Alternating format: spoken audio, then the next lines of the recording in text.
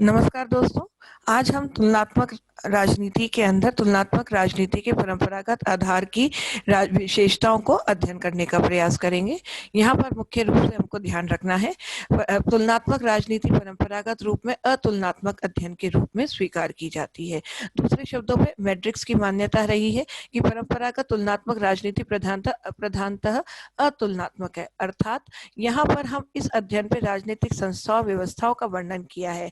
राज्य ऐसे होगा, संस्था ऐसे होगा, व्यवस्थापिका ऐसे होगा, कार्यपालिका इस तरह से, लेकिन हम इसमें तुलनात्मक नहीं करते। यहाँ पर हम एक अध्ययन को दो देशों के अध्ययन के अंदर कर लेते हैं, जैसे अमेरिका के अंदर ये है, भारत के अंदर ये है, जापान के अंदर ये, लेकिन हम उनकी व्यवस्था को अध्ययन करते हुए लेकिन हम तुलनात्मक अध्ययन पर नहीं जाते हैं। तो परंपरागत राजनीति विज्ञान का जो सबसे पहली विशेषता है वह ये है कि तुलनात्मक राजनीति के अंदर हम अतुलनात्मक अध्ययन पर बल देते हैं। दूसरा ये है कि हम समांतर संस्थाओं के अध्ययन तक सीमित रहे। हमने अमेरिका में क्या है, भारत में क्या है, पाकिस्तान में क्या है, ब्रिटेन में क्या है, फ्रांस में क्या है, इनका अध्ययन तो करा, परंतु उस अध्ययन को हमने तुलनात्मक रूप में अध्ययन नहीं किया।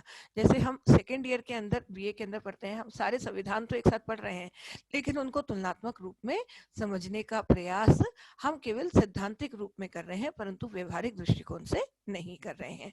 तीसरी जो हमको विशेषता दिखाई देती है वह ये है कि परंपरागत तुलनात्मक राजनीति मुख्य रूप से आदर्शों पर आधारित है। ये एक परंपरागत राजनीति विज्ञान का तुलनात्मक राजनीति का बहुत ही महत्वपूर्ण आधार है कि तुलनात्मक राजनीति के अंदर हमने आदर्शों की बात करी है, दर्शन की बात करी है, और यहाँ पर तथ्यात्मक अध्ययन या वैज्ञानिक अध्ययन पर की हम बात नहीं करते हैं।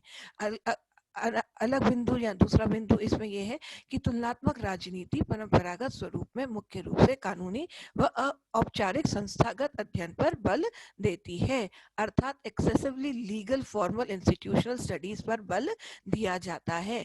यहाँ पर संविधान में तथा लिखित संविधान नहीं है, कानून के द्वारा शासन व्यवस्था का एक नया रूप देखा गया। उपरोक्त बात में केवल विस्तृत रूप से दर्शन करने के आधार पर हम इसके औपचारिक अध्ययन पर अधिक बल देते हैं। इस आधार पर तुलनात्मक राजनीति के परंपरागत स्वरूप की आलोचना की जाती है।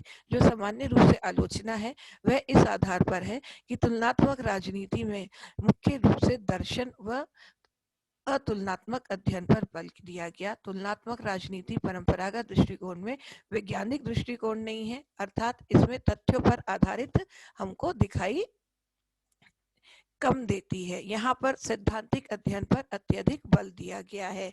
ये प्रधानतः निश्चल और गतिहीन अध्ययन है। मुख्य रूप से ये प्रबंध संबंधी अध्ययन को संभव नहीं कर पाती है।